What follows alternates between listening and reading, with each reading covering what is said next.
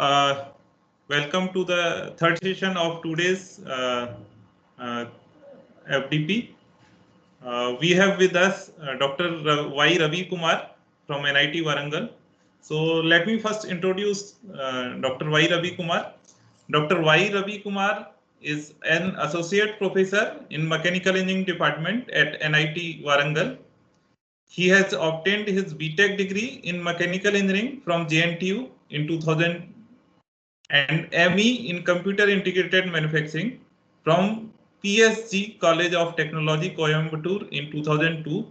Also, he has completed PhD from Osmania University, Hyderabad in 2011. After completing his PhD, he has done postdoc research in 3D printing at Milwaukee School of Engineering, USA in 2012.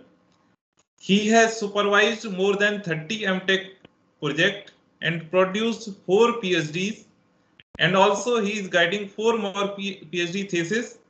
He has published more than 70 research papers in national and international conferences and journals. He has also filed one international patent, 2 Indian patents in the area of 3D printing. He is an instrument in setting up rapid prototyping lab at NIT Warangal. He has started MTech program in additive manufacturing in collaboration with Central Manufacturing Technology Institute, that is CMTI Bangalore, which is the first time of its kind. He has established a world-class metal 3D printing facility at NIT Warangal under. He has conducted more than 15 training programs across India and has trained around 900 participants in the area of 3D printing.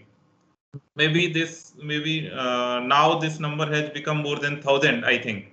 So he has also received Young Engineer of the Year 2009 award. That is 11 years back. He received Young Engineer uh, Award of the Year 2009 from the government of Andhra Pradesh and the Institution of Engineer.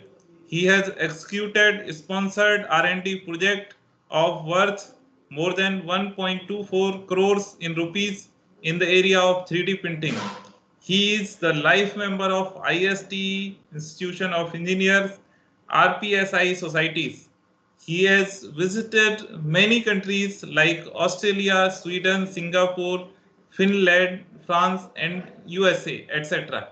Okay, so this session will be taken up by Dr. Ravi Kumar sir. Ravi sir, if you can hear me, yes, please.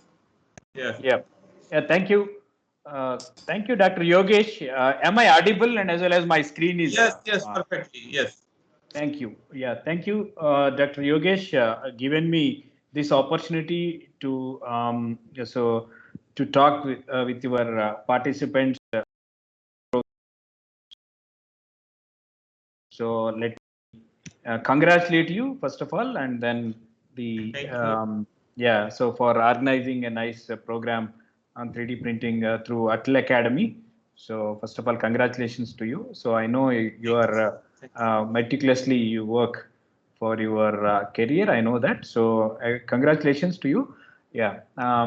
So a very good afternoon, one and all present here. So I'm going to deliver this talk maybe for the next 1.5 hour. See, the topic will be on the 3D printing, the key in Industry 4.0. So that is my title of the talk. So this during this presentation, so I'm going to cover these are the following say outline. Sir, yeah. Sir, please share slide. Slides are not. It's not. 1 minute. Shared, in fact, I don't know. Okay. Can you please confirm that whether it is coming or? Just a minute. Now it is coming. Now it is coming. Yes. This is the first slide, the title slide. Yes. I put it. Yes. Yeah. Thank you. Yeah, thank you for confirming the slides that and now let me go to the next slide. Whether the slides are moving now. I've gone to the next slide. Yes, perfect. Yeah. Thank you, Dr. Yogesh. Yes, so thank you. So I'm going to talk for the next 1 hour or 1 hour 15 minutes. So on these topics. So the topics will be on introducing this technology to the participants, and of course I'm going to distinguish the why additive manufacturing or 3D printing. So these two names are synonyms now. The importance of this 3D printing under Industry 4.0. So then what is the importance of this under the context of Industry 4.0? So of course we need to say contrast with the conventional manufacturing methods, and then what is 3D printing is all about, and the various steps involved in the 3D printing, and a bit of say a glimpse of 3D printing processes, but I'm not going to cover. My talk will be just only during this talk I'm going to give you some glimpse of this technology. So I'm not going to talk in length about these processes. I think you may have other sessions, other speakers will cover in length about these processes. So let me give you some recent applications of this 3D printing in medicine, aerospace, automobile, tooling industry, art, jewelry, fashion, food, and education. Need not restricted to these areas, but now even it can be extended for this say pandemic COVID-19. So how the 3D printing is helpful, or this 3D printing community as such, how these 3D printing technology as such, it is helpful for the pandemic, the COVID-19 pandemic. So this is what, and then lastly, the kind of how do you get control your 3D printing process and the quality control. So how do you get it ensured? Why? Because this technology is relatively new technology. So then you may not be finding much of the ASTM or say ISO standards to check whether you have made a correct part or a bad part. So then the quality control and the process control is bit important 3D printing scenario, especially if you're talking about Industry 4.0 concept. And then lastly, then the future, what could be the future of this 3D printing technology? So that's what I have planned for this session. So let us start with the additive manufacturing as such. So of course, which we have, additive manufacturing is going to the key for the fourth industrial revolution. So it is the statement given by the several surveys, or the which we can see the importance of this technology for the upcoming years. So there is a one survey by ABI Research. So then they concluded that AIM systems will produce, say, around 2 trillion worth of parts and end products. So end products is the most important underlying word here. So end product means it's almost the end usage of these parts. It's not the prototype, or it's not the model, or it's not the say the tool, but it's directly the end product. So that's the thing which it's going to say playing a vital role for the upcoming say right now in the Industry 4.0. So then the surveys are telling it's going to be a promising future for additive manufacturing. Say in order to and getting started this technology, just we can recollect the various industrializations, like you have the first industrial revolution during 1780s to 1860s, where the mechanization has coined the technology during this first industrial revolution. So where the human muscle power is replaced with the machines. So that is those mechanical production systems used to use a steam power or a water power was the predominant say energy source, and machines or the human muscle power is replaced with the machines. Called mechanization was coined in first industrial revolution. So and then coming to the second industrial revolution, that is between 1870s to 1960. So where the steam power and the water power is replaced with an electric power. So and then your machines, so further it got more fixed kind of automation called assembly lines. So the concept of assembly lines has came into picture during second industrial revolution.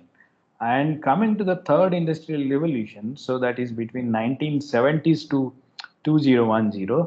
So where the automation is came into picture and electronics was the a predominant energy source, and then computing, information technology, robotics, CNC, of course, CNC technology has came into picture, the subtractive process. So prominent or so promising CNC technology has came into picture during this say third industrial revolution, that is between 1970s to 2010.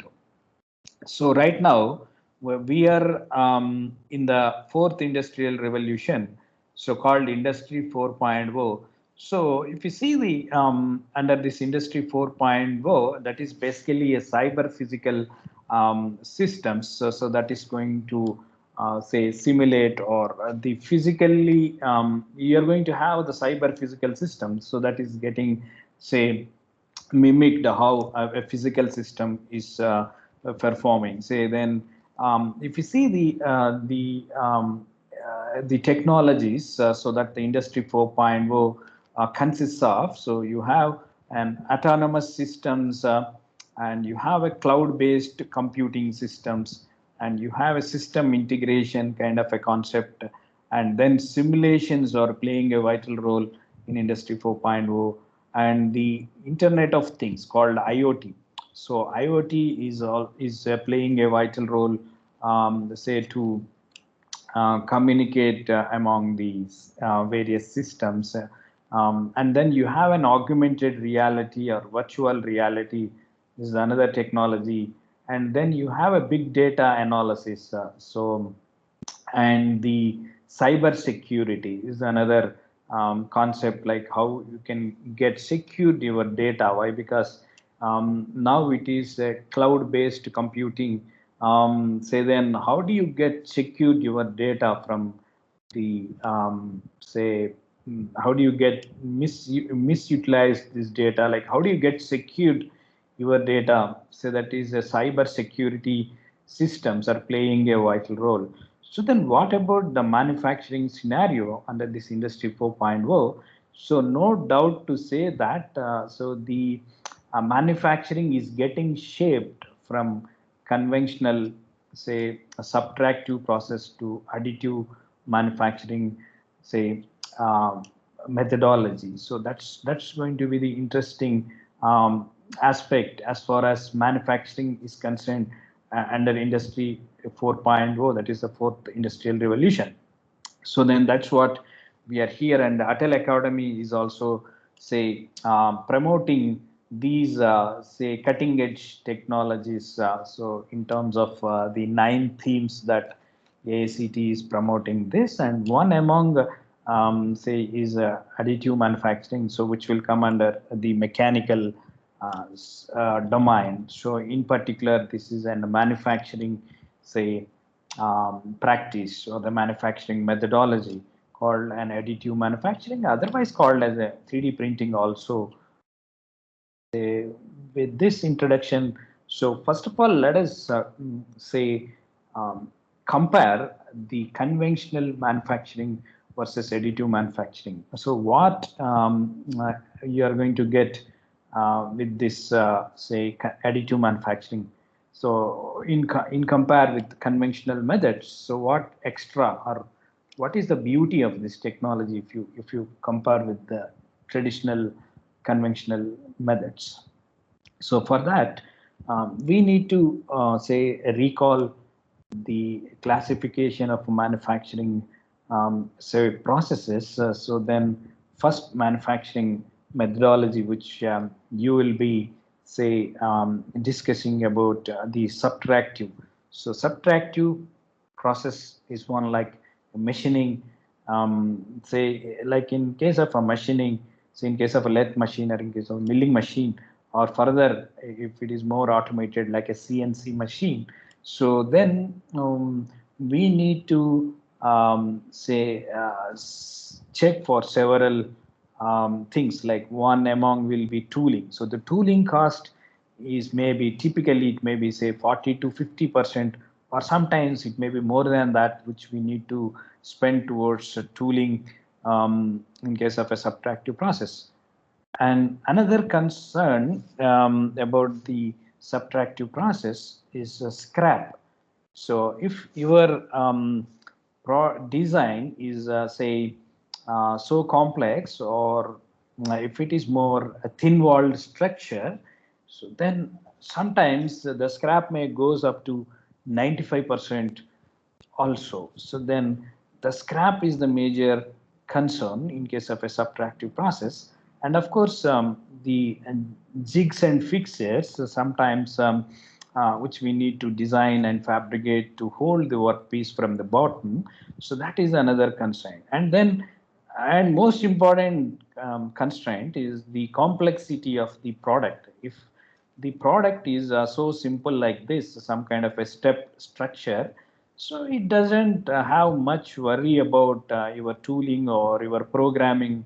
So we need to write a program for, if it is a CNC machine, so we need to write a G code, M code to run the machine. So if it is a simple geometry, then the things will be simpler.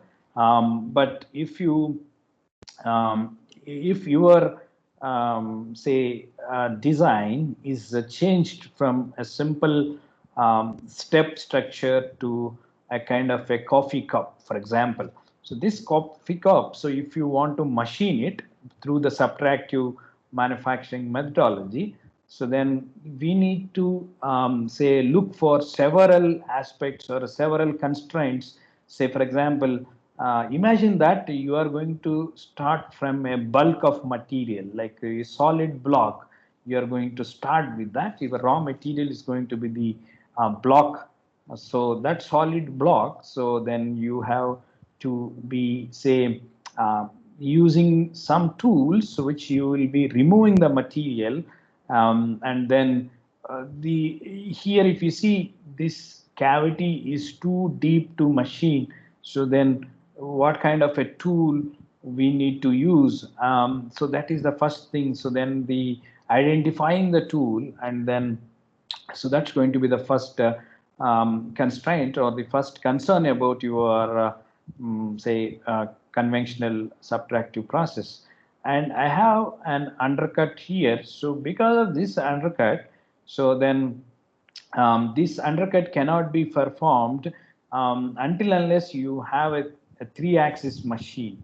So that is another constraint which we need to, then we need to look for the machine, the CNC machine, which is of a minimum three axis that it consists of. And I need to design a fixture to hold this workpiece from the bottom. So I need to design a fixture for this. So that is another constraint which I have to look for this kind of a part if I want to machine to simply changing a simple say step structure to this kind of some free-form cup kind of structure. And then I have a very sharp internal feature here in terms of this handle of the cup. And then so then we need to adapt a tool radius kind of compensation in your say CNC program.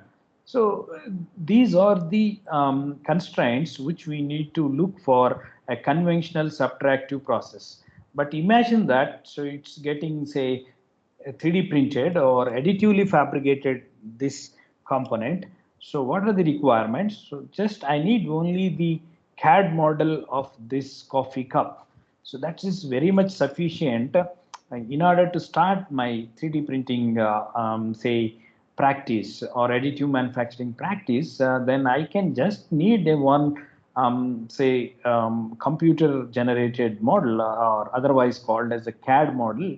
So just I need that, but I need not worry about all these say constraints which we have been talking about. Why? Because the approach is totally different. You are not removing the material. In fact, you are adding the material. So then you will be discretizing into layers, and that layer will be at a time one layer can be say laid from the bottom to top. Majority of the systems may go from the bottom to top approach. So then first layer, second layer, third layer, fourth layer, fifth layer, so on and so up to last layer. So depending upon your layer thickness and the machine capabilities, so then you can finish this job maybe over 100 layers or 200 layers. So then you need not worry about say there is no tool here. Then there is no tool and there is no jig or a fixer. So then you can be relaxed here.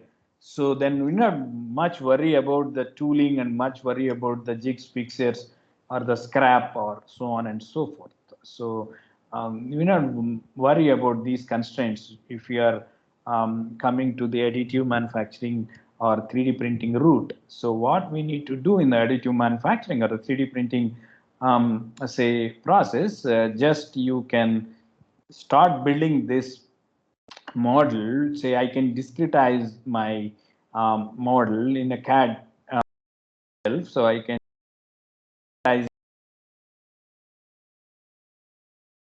layer, and upon the other layer, second layer, so then I may use some kind of energy source or some kind of some mechanism to join these two layers together. So either in terms of some laser power or maybe some binder or maybe some heat energy to melt and then further fusing these layers together. So then I need not say think about the tools, jigs, fixers, scrap. There is no scrap literally here. Why? Because you are not removing the material. So then you could save a lot of material once you come to the additive manufacturing, and irrespective of the complexity. So just whatever that you could able to model it through your CAD/CAM CAE packages, then that is easily fabricatable by using your additive manufacturing. So with this, even you may have other classification of the manufacturing method called as a formative process. The formative process is something like which you have say we need to make a die, say in case of your say injection molding say practice, or in case of forging, or in case of say other formative processes where every time we need to make a die or a mold which is of the exact say geometry in the shape and dimensions of the component which you are looking at. So then we need to make a die for each and every part. So then in order to make this die, and again you may go to the subtractive process to say make these dies. So then where again the same old story will come into picture, like say scrap and complexity, tooling, jigs, fixers, so all that things, and scrap and all that things will come into picture.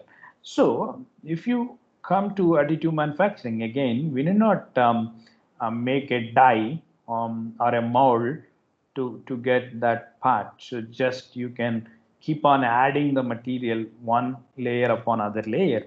So that is the difference So then immediately in your mind, so you may get doubt that, so what could be the cost of this technology, the cost of the parts that you are going to produce by using this additive or the 3D printing technology.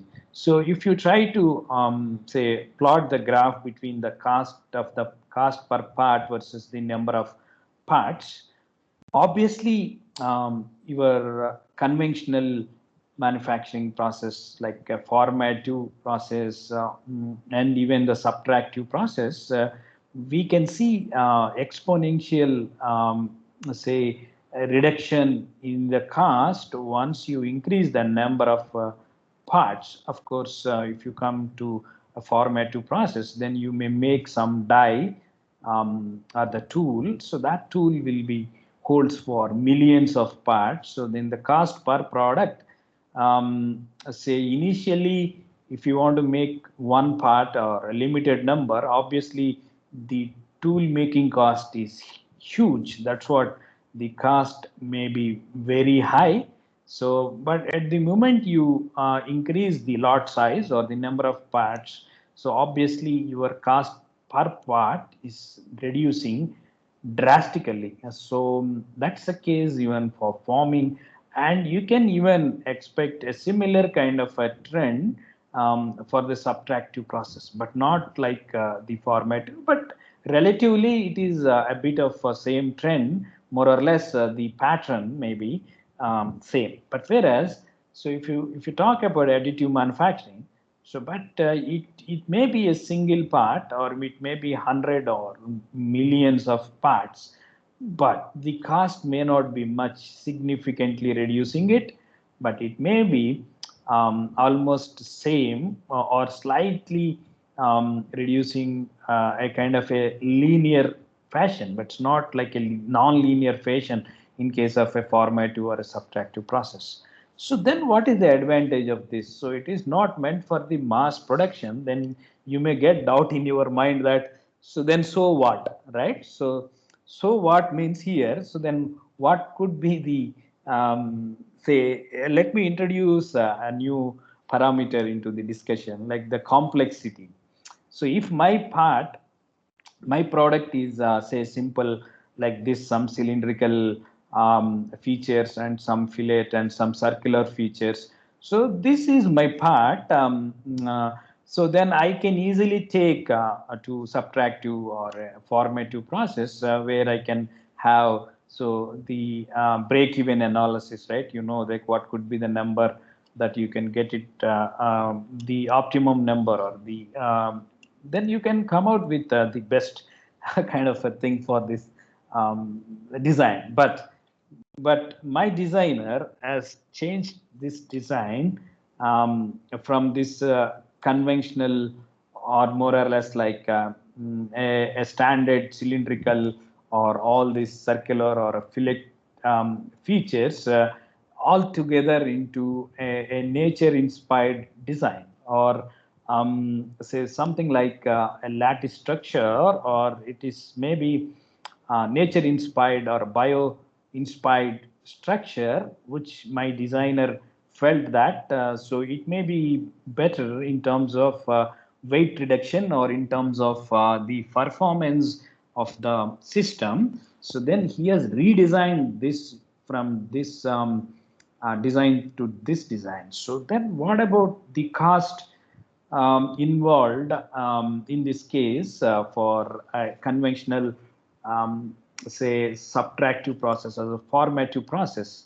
So it will increase tremendously. Why? Because this is become more complex, say because of this complexity. So then your traditional machines, the traditional processes, so you have to spend say much money towards this fabrication of this part.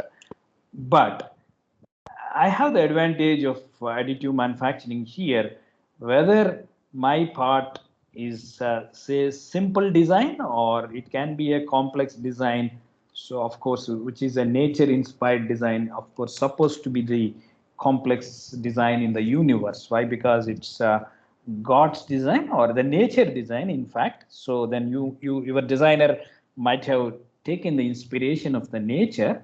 So definitely, say whether it is this complex or whether this much of complex, but you are 3D printing or additive manufacturing. So without, maybe if it is X rupees of cost through additive manufacturing, so it may be X plus delta X, but it is not X plus 4X or X plus 5X in case of traditional conventional manufacturing methods. So that's the beauty. One example which we can put it for the additive manufacturing. Say, we can summarize, like say, if you try to select taking a decision that whether you want to adopt a 3D printing or a CNC machines, or a investment costing or a injection molding, so then you check for the complexity of the product. So then complexity versus quantity, if you try to fit a graph, of course 3D printing is, say, whenever you have highly complex products and which is relatively looking at less number, so then 3D printing may be the good pick from the lot. And then if your product is say medium complex and medium quantity you are looking at, maybe CNC may be the better option for you. And then if you are looking, your product is say relatively so low complex and looking very high in number, so maybe you may go with the investment casting.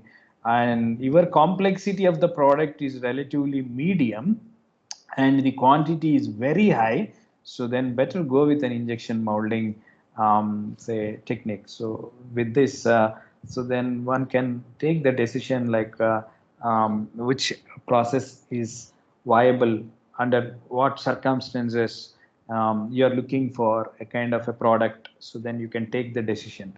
So then what is a 3D printing? So then before we talk about 3D printing, so then we need to recollect a couple of names. So that's going to be the rapid prototyping. So this technology, it started with the rapid prototyping in late 80s by Czech Hull, and further 3D Systems company commercially. So that was the journey. This journey has started with the name rapid prototyping. But it's not limited to the prototyping applications. So that's what it has got elevated to the manufacturing level. So this technology got matured from 1984 or 85 to as of now. So that's what ASTM has given the definition of this technology and renamed this, of course, as an additive manufacturing technology as for the ASTM definition F279210.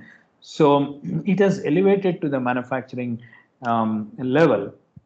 And of course, it is the extension of your two-dimensional printing, something like your inkjet printer or a laser printer, a domestic a printer, which you will be using in an office printer. So it's very quite similar to that, but it's giving one more dimension extra. So that's what you may even call as a 3D printing. So that is called by Terry Hollers or any other guy. So to name this technology. So then whenever you come across these three terms, so you can treat these three terms as synonyms. So then how do you get started your technology? Using this technology, how do you get started? Of course, we need to start with the CAD model, as we understood.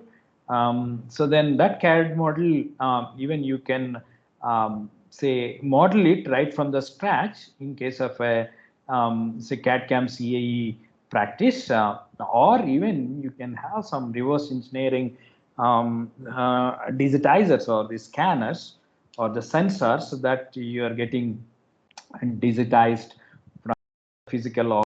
So that's also the start of your 3D printing technology. So, or even it can be say some medical data. So even it can be a CT, MRI, or any other medical diagnostic data. So that may be the start point of your 3D printing say technology. So then either you start with the CT MRI to say to address any complex surgeries. So then a surgeon can use these models as say for rehearsal the surgery. Why? Because there will be some common neurons and the common say neurovascular structures between these two conjoined twins. So it's going to be the very complex surgery. So in case of complex designs or the products, in case of engineering, which you will come across, of course, it's going to be the complex surgery as far as surgeon is concerned. So how this 3D printing or additively fabricated models or further an implant or further it can be a prosthetic. So how it is getting make things simpler for the surgeons in case of medical, or the same thing like if you want to make it your products more simpler, say then we need to test the functionality or we need to test the or we need to directly use this part as an end usage part. So then you can use this technology. So then either you name this technology as rapid prototyping or additive manufacturing or 3D printing. So then how do you make use of this technology for your requirement? So yes, then say you may have what you call then what are the various steps involved in any typical 3D printing practice? So then as we even understood from the previous discussions, like which we need to start with the CAD model.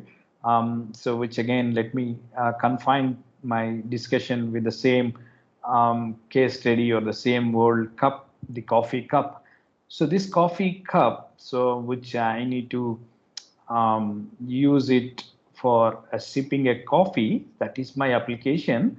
So for that application, I can go to any say CAD/CAM CAE package. Nowadays, these packages or even Android-based packages also available. Like you have Onshape, there is a one package.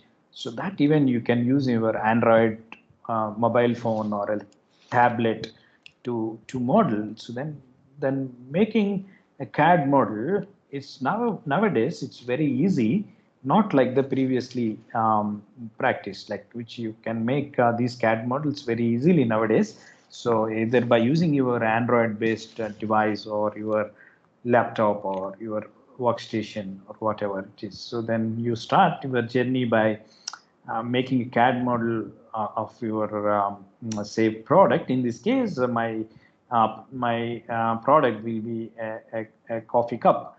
So then I can save this as an STL file, as a neutral or a de facto standard that any printer can understand this STL file. STL file basically it is a triangular mesh, something like your finite element mesh, but here the element will be a triangle. Triangle, why triangle?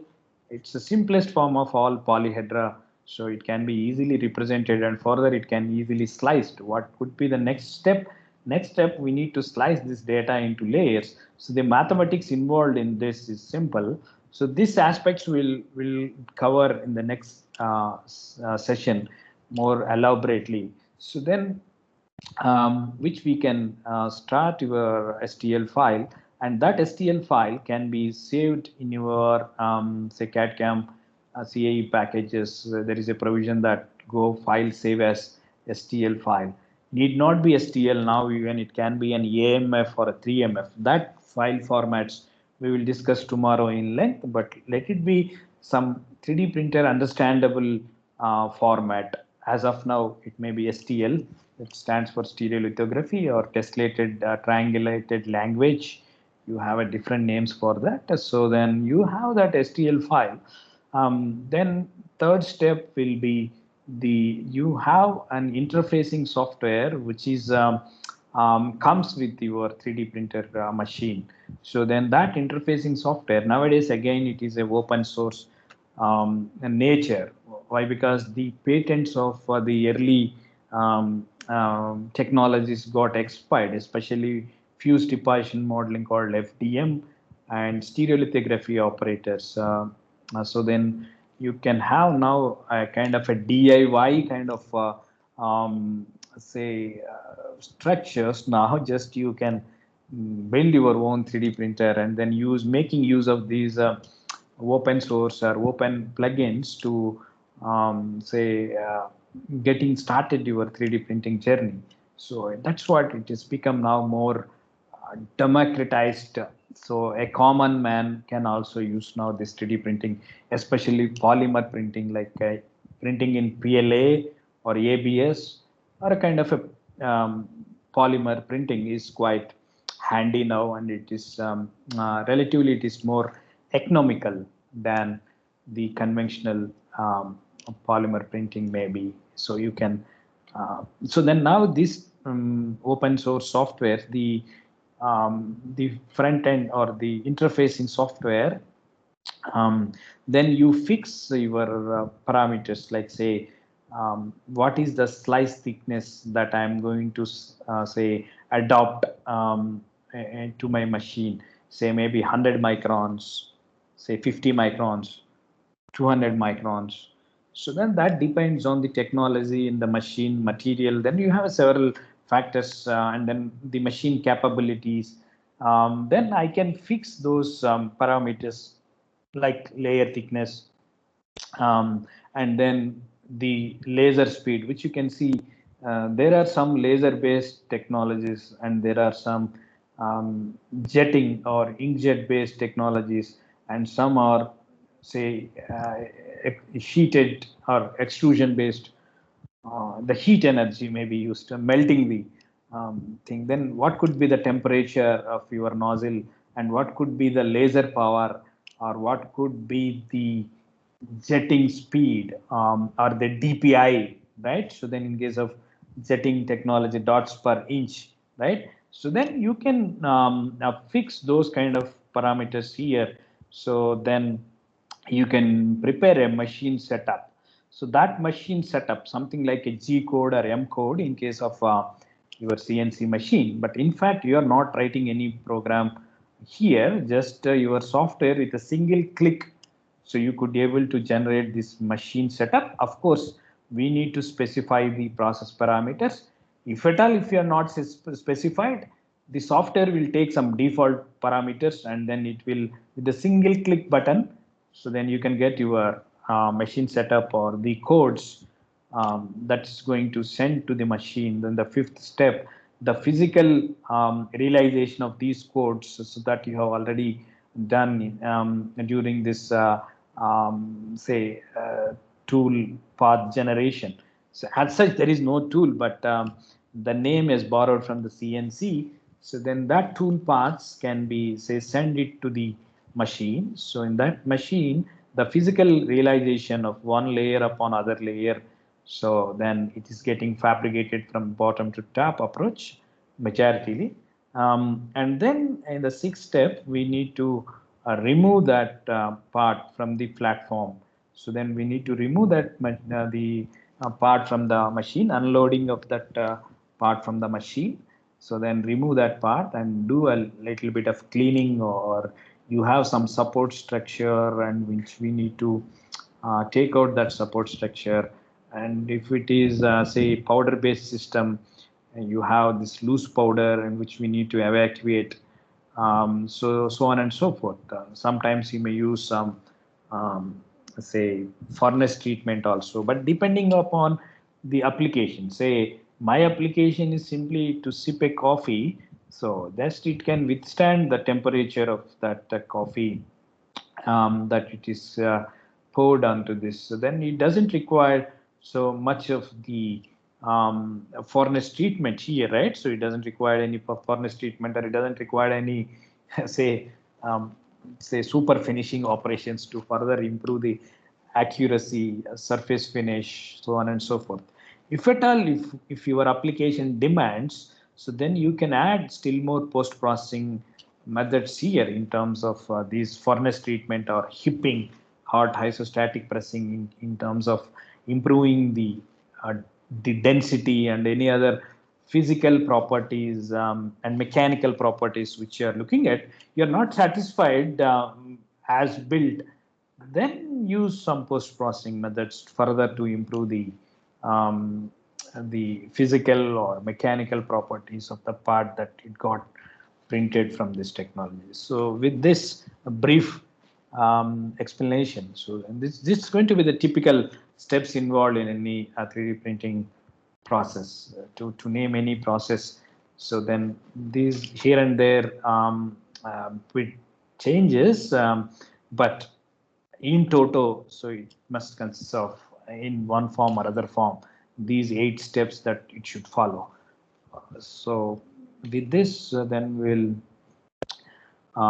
move on to the next aspect, of course, the material. So any technology, material is playing a vital role.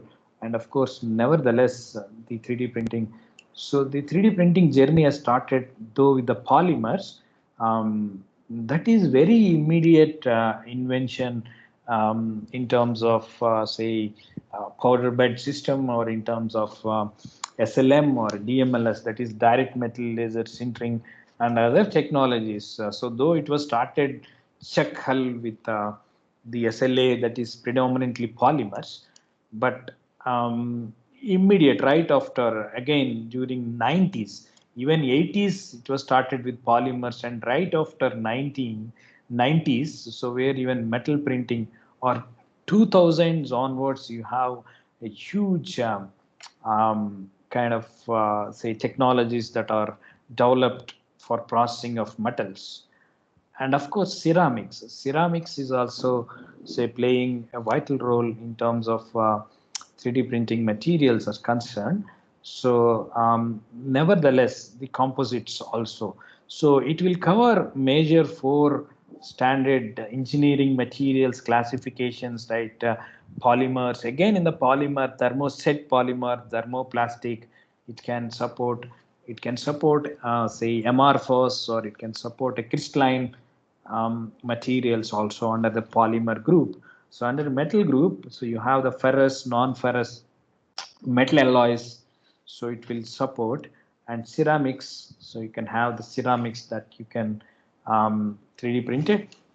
Composites, again the composites, so it will almost support your continuous fibers, FRPs, or metal matrix composites, so it will support such kind of composites.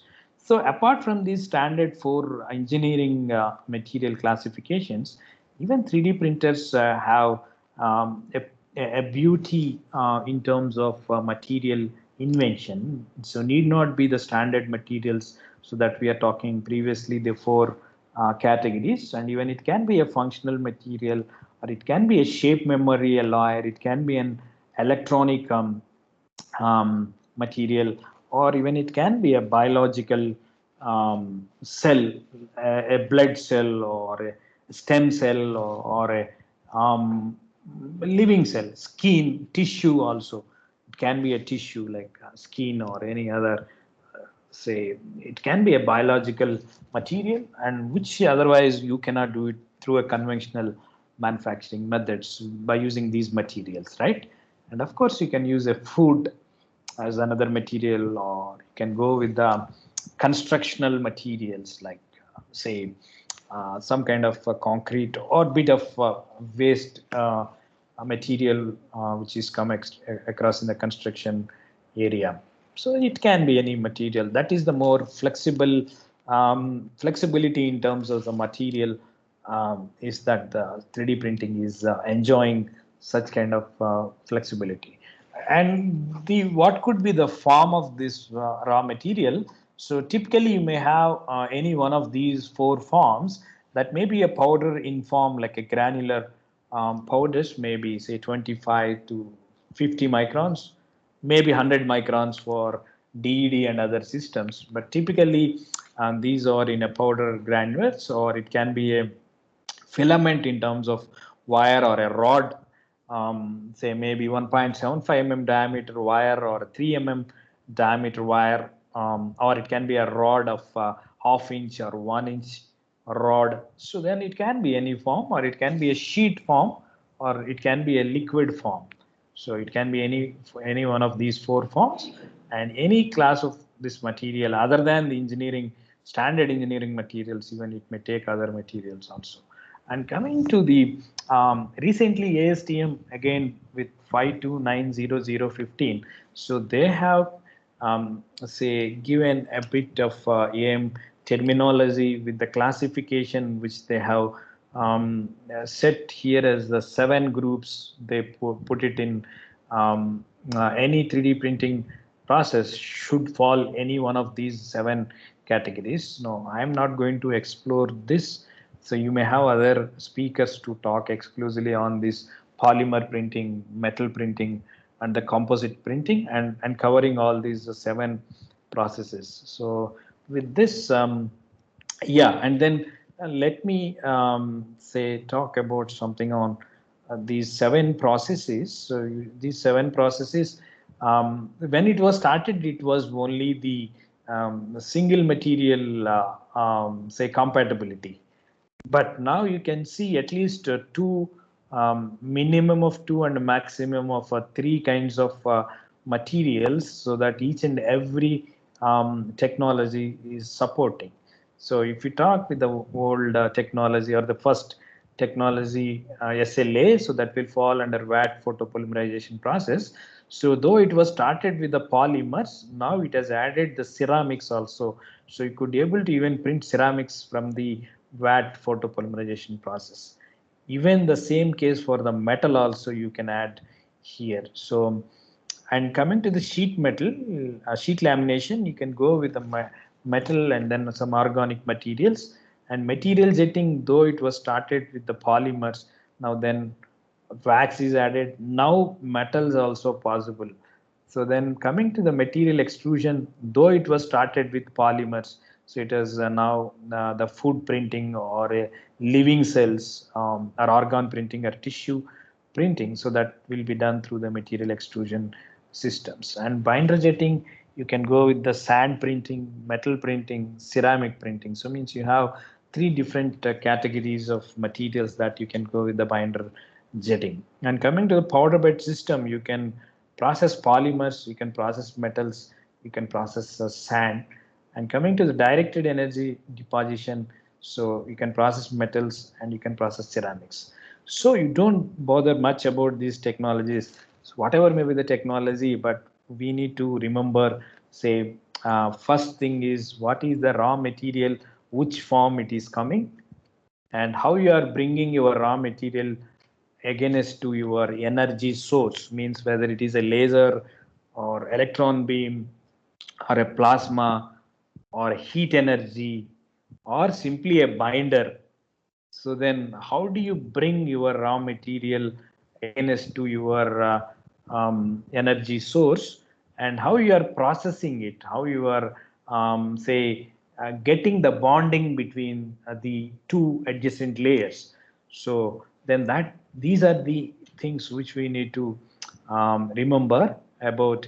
You name any technology, then what could be the material and what could be the energy source and what could be the bonding mechanism between any 2 consecutive layers, how it is getting sticked simply by binder, by using some binder, or by using some laser energy or heat energy or plasma or electron beam, or simply a binder or simply a heat energy melting and then fusing it.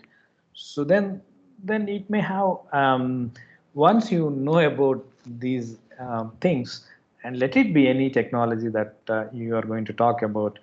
Why? Because it requires only the digital data, the CAD model, and rest will be done automatically. So you are maybe much worrying about your design aspect rather than your programming aspect or your hardware aspect. So you are much worrying about your design part. So then let us talk about a bit of applications of this additive or 3D printing process. Then applications, so you can have a plenty of application areas, say replacement parts or the conceptual models, functional prototypes. So right from the prototypes, models, end usage parts, Even you can make some tool, jigs, fixers with this technology, and visualization aids and some kind of promotional parts or some molds, castings, or you can make a master patterns, or you can make a die or inserts, molds or sand molds, sand cores for your metal casting applications. So you can do several stuff here with the 3D printing. And not only that, if you take a particular area, you may get a specific benefits. Normally, you may not be able to get it through a conventional manufacturing route. But so 3D printing will promise you that wherever benefits, what do you mean by a benefit? Say, for example, prototype. So it should be more faster to reduce your say development cycle time. So then it's going to be very faster. Why? Because directly from CAD to the prototype, it's a single step. So you're not much worry about the supply chains in case of the traditional conventional machining process or the tooling process. But whereas here, so it's very faster, less expensive, and which allows the complex designs. So that is the beauty. Once you come to the prototyping applications of this 3D printing, as say if you are introducing a 3D printing practice in the prototyping, say applications, or in the coming to the aerospace, so you can make more lightweighted structures and any complex designs and any spare parts that you can easily make out of this 3D printing technology. And coming to the automobile industry, it may be faster design cycles, cost and time savings for small series productions, and spare parts for the rare vehicles. And medical and dental, so each patient is unique in his anatomy, right? So that's God's design. So then the patient specific designs is quite possible, and then we can optimize the textures for your bone in growth. So you can mimic basically any human anatomy, either it is a bone or either it is a organ, tissue. So you can sell, you can mimic. That's the beauty once you are using it for the medical and dental applications. And coming to the military, it may be more simplified logistics, and spare parts are available in remote areas or on ship. You can take these printers to the on ship. So then you cannot bring the ship to the shop floor, or you cannot bring to the casting lines these ships or any other such a huge structures. But in fact, you can take the printer to there and then you can start working on it, right? So that's the beauty. And jewelry, like it's faster design cycles and unique and complex designs. And industrial applications, like it may be faster, less expensive, complex designs are quite possible. And coming to the construction and architectural applications, so you have the logistics will become very simpler here, and simplified transport and unique designs. So these are the benefits that you can get it from 3D printing in construction and architectural applications. Sporting and clothing, so you can do individualization, customization to the user in terms of sports or in terms of clothing. So for his or her own designs that are customized or personalized or individualized. So each person, so you can make use of this technology for that extent. And electronics, like you can have a conformal designs and have a potentially less expensive and large areas of electronics, and which improves the performance. To name the benefits in several areas that we can get it if you are adopting 3D printing practice under these applications. Let us talk about the medical and dental. Why? Because medical and dental is promising whenever you have this customization, personalization. So that is the biggest strength of 3D printing technology. Say in terms of say you have some implants, so that it should be either a chest implant. This chest implant, which is getting mimicked on the bone structure, the bone anatomy, so which is of porous in nature. And again, it depends on the porosity, depends on the age, sex, and several factors. So then the biggest advantage that you're going to get it here is, so you can mimic the bone structure that the patient is having as original bone, and then you can design these implants. Either it is a chest implant, or either it can be a spinal wedge or a cage of more mimicking the patient structure. So that is the beauty in terms of implants which you talk about. And for planning the surgery, you have any complex surgeries. Even previously we have discussed about some conjoined twins, or some say pediatric heart, means the child, a small kid who required some heart surgery, for example. So then that will become very complex surgery. So then you can make a heart model of for that small kid.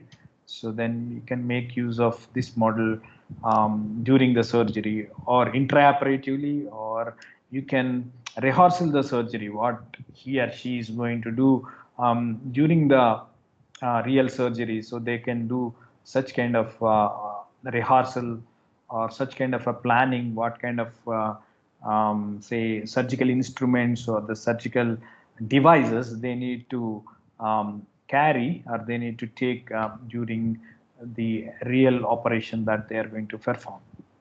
So you have such kind of a benefits. And you can make an orthopedic cast which is of more lightweighted. Why? Because we can get the inspiration from cell biology. The cell biology which we can get inspired, the cell culture or the cell structure, or the cellular structure or the lattice structure, whatever you name. So then we can make more lightweighted for an orthopedic cast. So that is the thing which you cannot get in a conventional fabrication technique, but only through 3D printing you can get this kind of a lightweighted structures for the orthopedic casts. And even for say drug delivery systems, like say you can personalize the medicine, means say a particular patient requires these pills at the different dosages. So then you can customize, or rather than you can personalize to that patient requirements. So then you can use it for the drug delivery systems. This 3D printing is quite say handy in case of customized or the personalized drug delivery systems. And coming to the aerospace applications, the major requirement is the lightweighting of your structures. So that will save a huge fuel, and the cost saving towards production cost. There is a one thing, and then the fuel saving. So once you make the payload, right? The payload, if you could even able to reduce say 1 gram or 10 gram, so it's going to be vital for an aero guy to say save a lot of fuel. So then say from companies like General Electric or Airbus, Boeing, you can have Rolls Royce, you can have Pratt and Whitney, Honeywell. So let's say you name any aero guy, so then they may be much behind this technology. The reasons are several. Say one very well-known case study from General Electric. So they have made this say a LEAP engine nozzle. So this LEAP engine nozzle, previously it was say 20 parts, but now they made it as a single part. So the part consolidation has happened. So then they made it 20 parts as a single part. So which the durability of the previous design to the new design is 5 times durable, and 25% weight reduction. So and then so these are the benefits that they are quoting. And even from any other aerospace aero engine manufacturers, so even they may be using these kind of what you call your combustors inside your gas turbine engine. These combustors is also nowadays is now additively fabricated, and then need not be underhood parts or need not be a gas turbine engine parts. It can be in structural components of your aircraft. So that's what from your Airbus.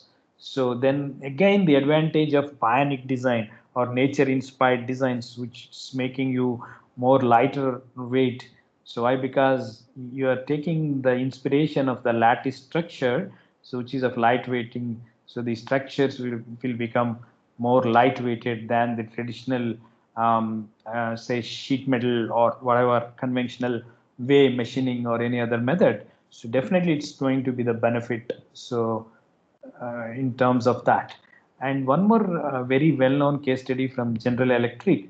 So this is a catalyst engine. So they started this project in 2015, and now they have got the certification from FAA, that is a Federal Aviation Authority. So they have certified this engine is now can fly in air.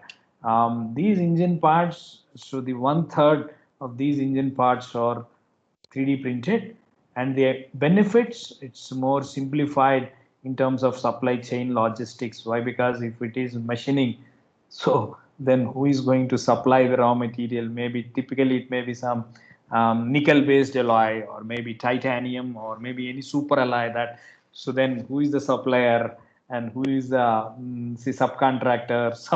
So then you have plenty of logistics or the supply chains that are we need to work for the traditional machining or traditional casting process. Then here it's more simplified supply chains. Just we need a machine and the drawing. So that's it. So your job is done. So you don't have much supply chain, or it is a compressed supply chain. So it is, so your supply chain also rewriting now. It's there won't be much supply chain, or there may not be any supply chain at all if you are talking about the 3D printing. So then assembly is also more simplified. Why? Because you are doing a part consolidation. You are consolidating 20 parts into a single part. So in that way, so your assemblies are become very simplified, and your maintenance is also simplified, and the weight reduction is happening. So that's a huge benefit in terms of your payload is reducing, means so you have a huge benefits in terms of your fuel saving, and which improves fuel burning efficiency also 20%, in contrast with the previous designs or the conventional designs, and 10% more power. So this is what an aerospace even there is a monolithic thrust chamber which you have internal cooling structures inside. So it is a single part, means you have the fuel injector and the thrust chamber here. This is a thrust chamber, and this is the fuel injector thing. And then you have this the cooling structure. You are making a nature inspired design in terms of lattice structures. So then not only lightweighting this structure, and it is more improved heat transfer rate, right? That's the beauty, that's the wonder of this technology. Otherwise they used to go with machining, CNC machining. So it's difficult to machine your nickel superalloy, that is Inconel 718, but now it can be a minimum post processing is needed for this. Of course, it requires a bit of post processing. You cannot use directly as build these parts, but a bit of post processing may be needed for this. So by using a metal 3D printing technique. And then heat exchangers, of course, which you can have these heat exchangers, which is of more nature inspired or bio inspired structures. So then either a lung inspired or like either any nature inspired designs which have more heat carrying capacity than the standard heat exchanger configurations. So then even nowadays you could be able to print in copper also. Previous days we could not able to print in as a copper material 3D printing, but now you could be able to even print the copper also. So the copper, in terms of the best material in terms of conduction in the universe, and the best designs in terms of nature inspired designs. So then the design is the best in the universe, and the materials is also best in the universe, then which you are going to get further benefits of this technology once you are adapting for heat exchangers. And then RF antennas, they used to use say 10 parts. Now they made it consolidated into a single part. So they used to do brazing, a lot of brazing, EDM kind of thing. It used to take 8 months to fabricate this kind of say RF antenna, but now they're 3D printing this with a single part and a few weeks total time. So then 95% weight reduction and 20% reduction of the production cost, and 75% of non-recurring costs are eliminated. So in this way, you can talk about several case studies. And coming to the automobile industry, so the automobile industry, so of course, which you can make a small series variable turbocharged engines. You can do a spare parts. You can make a small series production. You can do a customization of your dashboard designs, or customization of your wheel designs, toolings, and design cycles, and quality enhancements. So you can do several stuff, and you can see several surveys or saying you that the automobile is also going to invest huge on this additive manufacturing, unlike the aerospace, medical industry, and of course automobile industry is also looking forward for this kind of structures that you can make even a Formula One car, say car bodies for more lightweighted structures, or it can be in manifolds, inlet or exhaust manifolds of an automobile.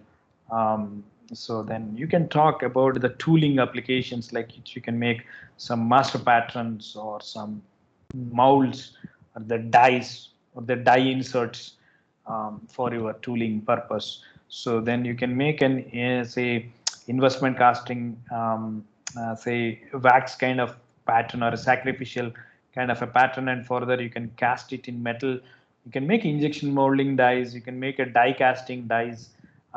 So through this additive manufacturing or 3D printing. So why? Because you have the material choice as a H13 or H, say tool steel. So then you can make a direct tools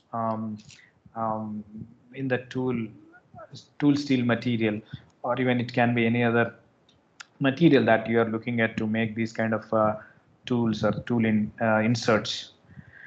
And of course, you can make, say, the sand cores.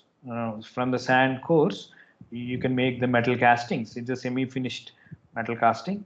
And these are the sand cores, and these are the metal parts from the sand core to the metal part, and some wax patterns to the final product. In case of jewelry, maybe silver, gold, platinum, or any precious material, so that you can get it casted, or directly also you can print them.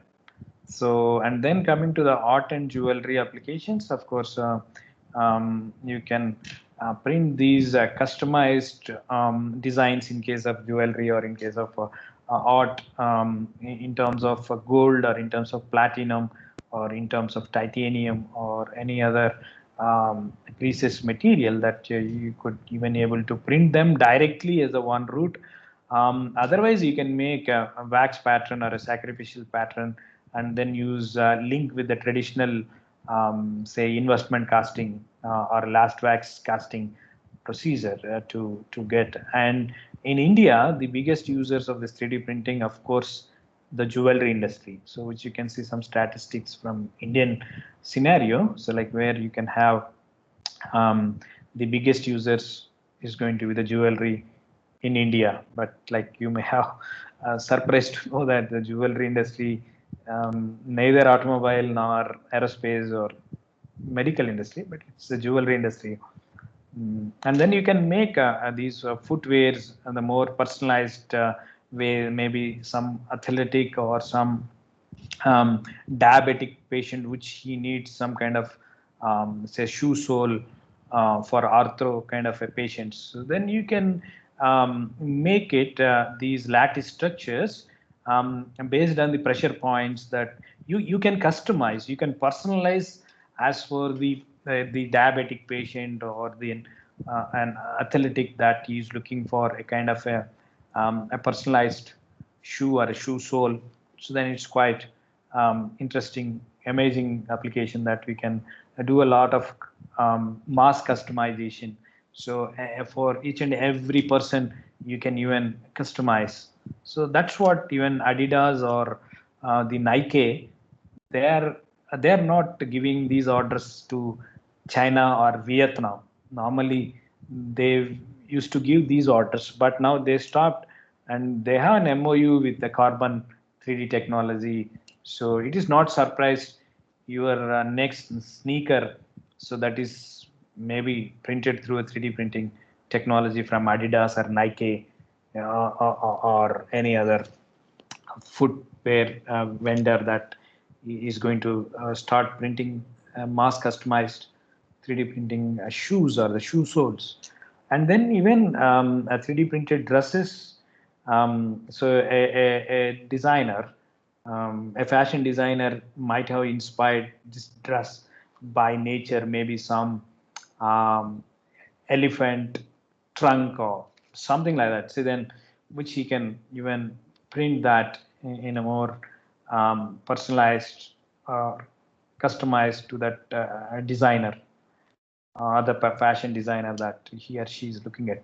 And coming to the food printing, again, the biggest advantage here is you can customize your ingredient or you can customize your flavors so that in terms of chocolates or in terms of candies or in terms of sushi, so that even you can customize as for so how many say carbohydrates or how many calories and how many minerals, so what kind of flavor you need to have, a chocolate flavor, vanilla flavor.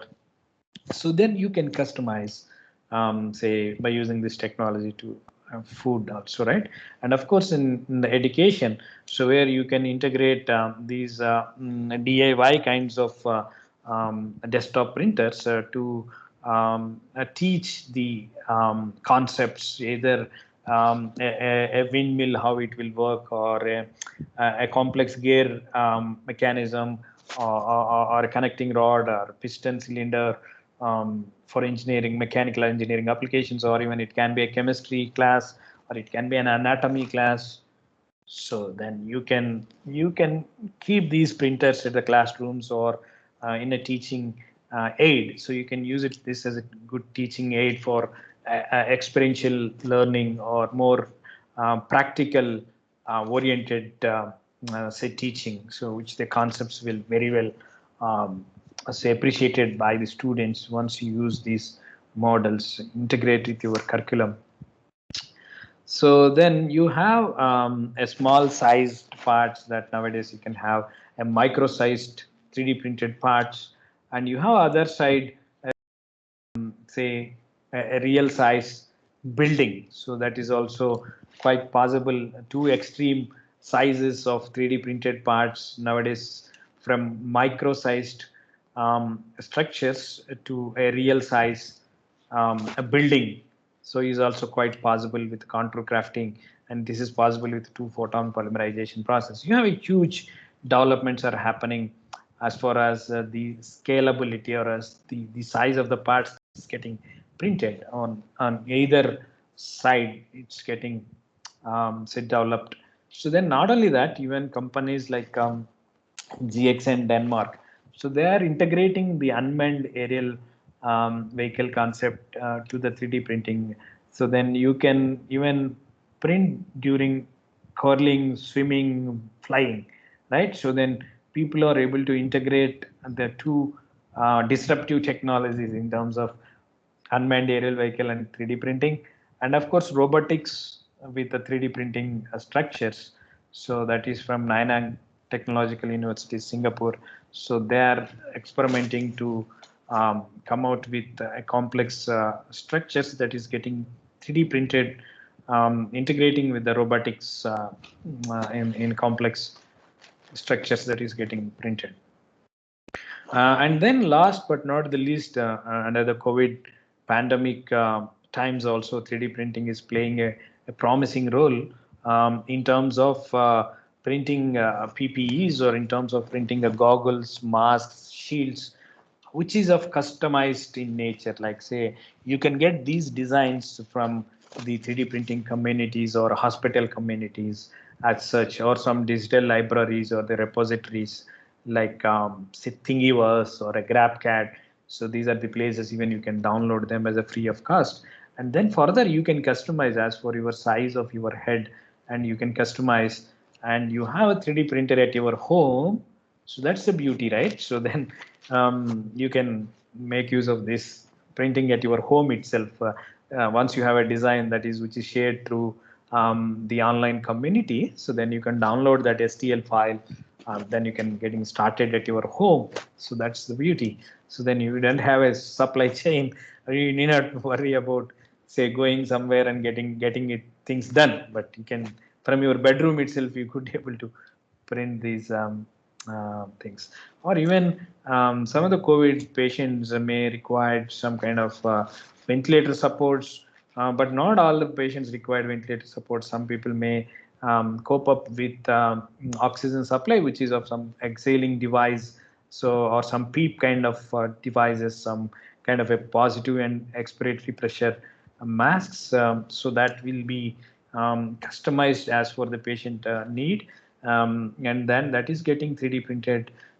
These customized masks, and these masks will be say from the oxygen cylinder. So the oxygen will be supplied from that cylinder through these devices, and further you have the HEPA filter which is fitted here, and then this is a mask, that is customized mask for that patient. So then you can make use of these 3D printing technology even for say supplying the oxygen without a ventilator. But the thing is here, that depends on the patient condition and whether he or she could cope up with this kind of devices without a ventilator. So then you can make use of this.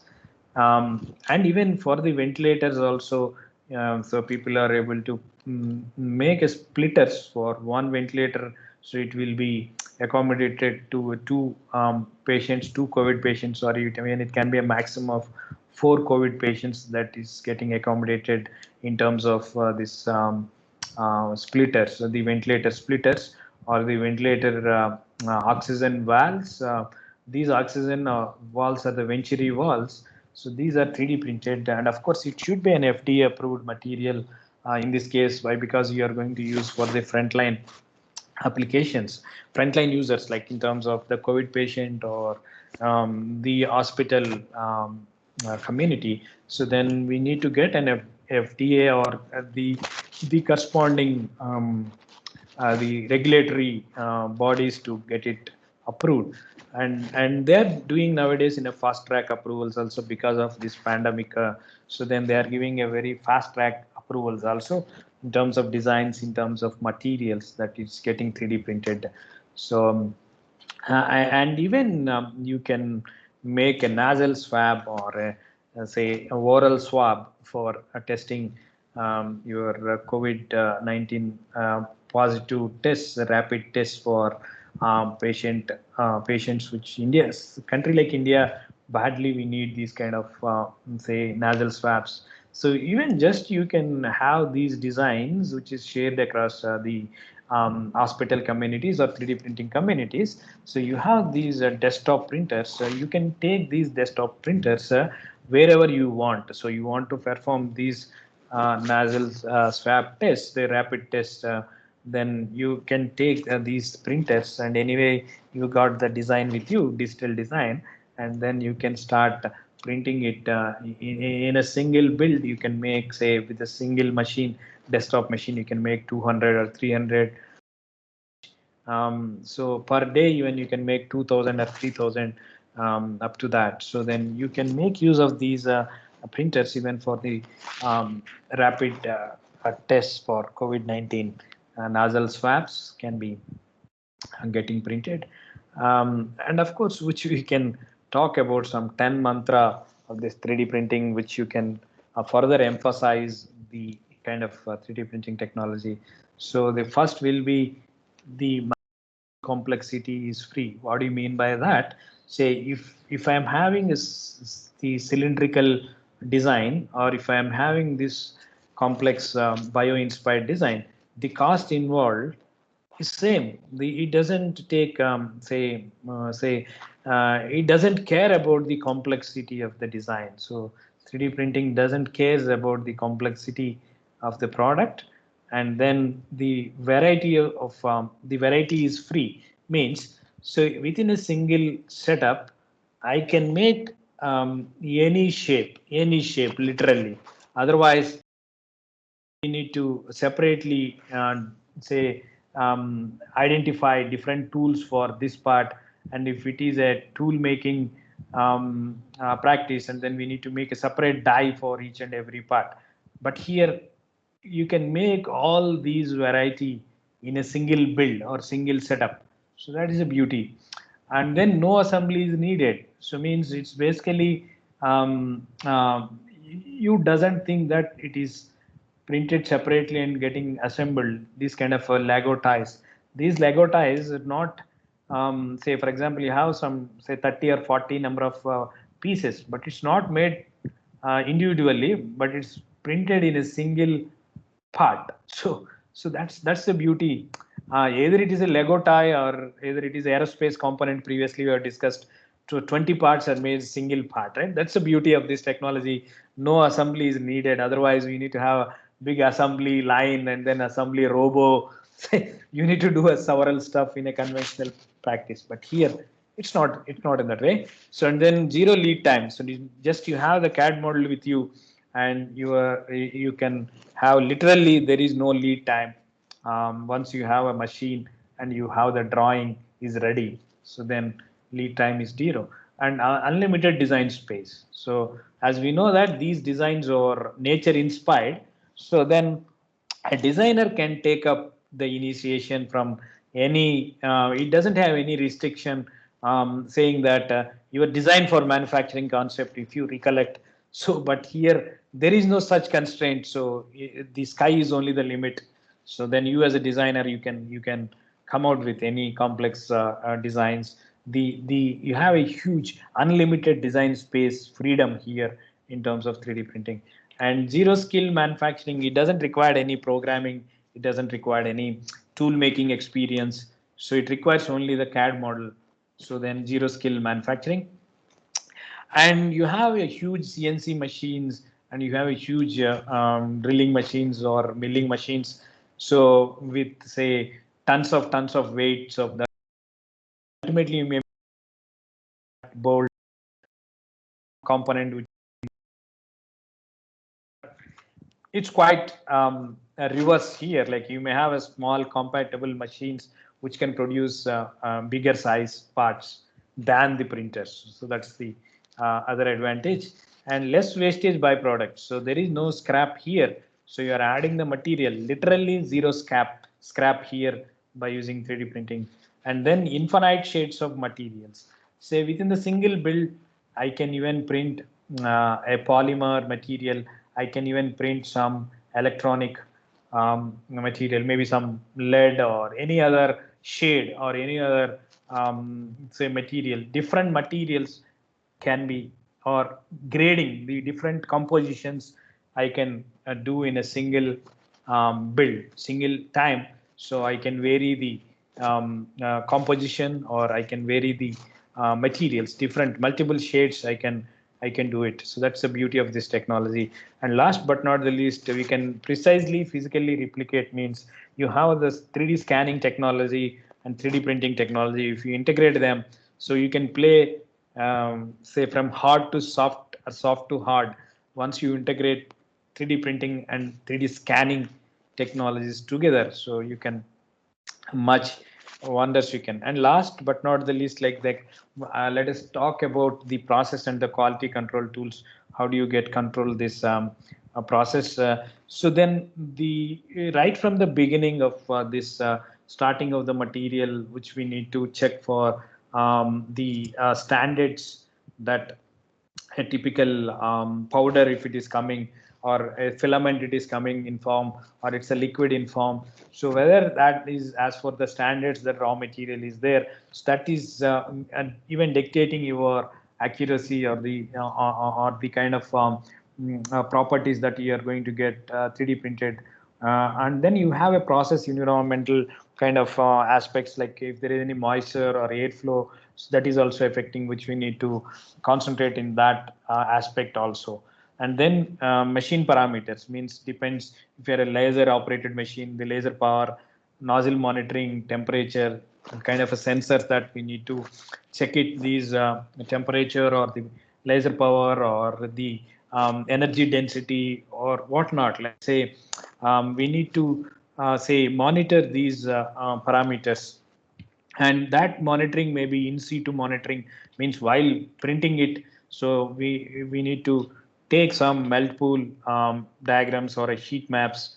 So then I know Yogesh, let me, I'm able to conclude the talk. So and dimensional accuracy and the surface finish, maybe some measurement and the post processing, and in non-destructive testing and destructive testing.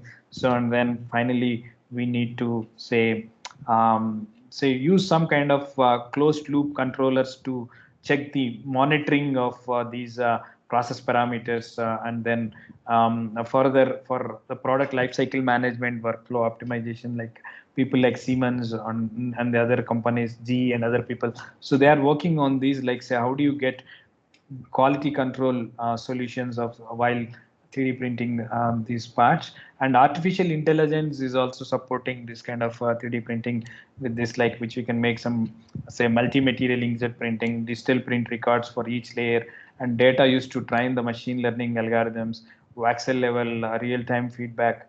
There is a huge potential even for the artificial intelligence, machine learning kind of thing, which you can integrate with 3D printing. And then data security is another issue, like companies like say Boeing or GE. So they are working on this blockchains kind of technology, blockchain technology, to verify the designs, validate the designs, and virtual security manufacturing spaces. People like SMs, they're working on these software to manage the protect IP, enable simpler and secure the more efficient production process, and then virtual printers. So there's a huge potential to work on this kind of industry 4.0 with these concepts of further linking with the data securities or even the artificial intelligence, machine learning kind of algorithms. And of course you can use the conventional non-destructive and destructive testing. Normally you can come across with your conventional testing. Here also NDT and DT methods can be very well suited for the additive manufactured parts also getting tested. And then challenges, let me conclude by giving some challenges in the additive manufacturing. Standardization is the major problem, like which we need to have much ASTM standards, and post-processing requirements, it may have add more cost, time and quality, and certification of the parts. So you don't have much certifications. It's a relative new technology, and the new potentially held hazardous to operators also, and integrity of digital data and protection of IPs. And these are some of the fabrication challenges that the additive manufacturing. So then what could be the feature of this 3D printing? So maybe it could be a 4-dimensional printing. So what do you mean by fourth dimension of this printing? So then you may use some kind of hydrogels or shape memory kind of a material, so that it can be initially it make a static structure, and then you may use some stimula or some water, temperature, energy, or any kind of a stimula. So that stimula will make your static structures that you have printed initially. So it will make more dynamic or more intelligent structures. So that is through 4D printing. So MIT has coined this 4D printing. So it is getting transformed. Your 3D printed structure is getting transformed over the period of time. So by applying temperature, water, energy, and then you will be controlling or you will be controlling this transformation based on your requirement. That's the beauty of this. So further, even you can expect in the future more micro-sized and nano-sized the size of the 3D printed parts, and you have self-healing microstructures and 3D printed batteries also we can expect in future, and more analog and digital combination, and all together in future it may be a voxel based printing, it may not be a layer based printing in future. So it may be a voxel, maybe millions of voxels per second, maybe the speed 3D printing in future. So yeah, I think I have done from my side. Yeah, these are some of the facilities we will discuss. I have a second session also tomorrow. We'll focus much on this. For this point of time, I am concluding here. Yeah, it's over to you, Yogesh. You have some question and answers. Thank you, Ravi sir. Thank you. Yeah. So participants, if you are having any query, you can ask. You can unmute yourself. Otherwise, we will stop here. Good afternoon, sir. Yeah, good afternoon. Sir, this is Balakrishnan from Kumarasamy College of Engineering, Karur, Tamil Nadu. Yeah. Your explanation is really interesting and very useful to me since I am new to this area. Thank you. So I wish to know what is the integrity of the interlayer in comparison with the subtractive or the formative process manufacturing. Yeah, it's very good question. Yeah, very good question. Yeah, still you want to have add? Yeah. Yes, sir. Yes, sir. I want to know interlayer because it is built layer by layer. Correct. So the interlayer, how it gives the integrity when we are testing in tensile or impact or. Yes. Yeah, it's Dr. Balakrishnan. It's a very nice question. Actually, so that is the major challenge which we need to say address here as far as additive manufacturing is concerned. So because of that interlayer, things which we need to do a post-processing vigorously. So to address such kind of interlayer structures where we will be using further some post-processing methods in terms of the furnace treatment. So then it will be definitely it is a challenging aspect where inter layers which it is, and then some extent you can do simulate, and then some extent you can do compensate in your CAD designs, and then lastly by using some post-processing methods, so you can get it set right. But you cannot expect it's a homogeneous property across all 3 dimensions. Why? Because as you already said, it is a layering. Yes, I do agree. Yeah, and then but by using the post-processing methods, like people are quoting that it's on par with casted parts, but machining we may not be. It may not be comparable, the properties that you are going to get with the machining with this additively manufactured, but definitely these properties are on par with casted parts. It may be a bit inferior than the forged parts, but these with casting you are going to get the properties. Yes, but machining maybe with all these post processing, but it may not be as close that the machined parts. Definitely there is a but it is on par with casted parts. You can get the properties. That's the. Thank you, Professor. May I ask you one more question? Yes. Actually, Professor, if I want to start a new research area, then where should I start? Finding a new product that I need to go for printing and evaluating its property, or some new material innovation? Where can I start? Yeah, definitely. Whatever you mentioned, 2 areas, it's very nice potential. Of course, material invention, new material development, I prefer to work on you. Why? Because there will be a huge potential further to work on developing a new material in this field. Why? Because typically 25% or 30% materials in the universe may be 3D printed as on date, but still there is a huge potential even to work on this coming out, developing a new material. For that we need to understand the say bonding mechanism. Then definitely you can pick up some process like powder bed system, or it can be a DED system. Then Yeah, that's one material development which I can suggest you to go. That's a huge potential. Nevertheless, the second one is also developing a new application. That's also promising. Yeah. Thank you, Professor. Both. Thank you so much. Thank you. Kind of you.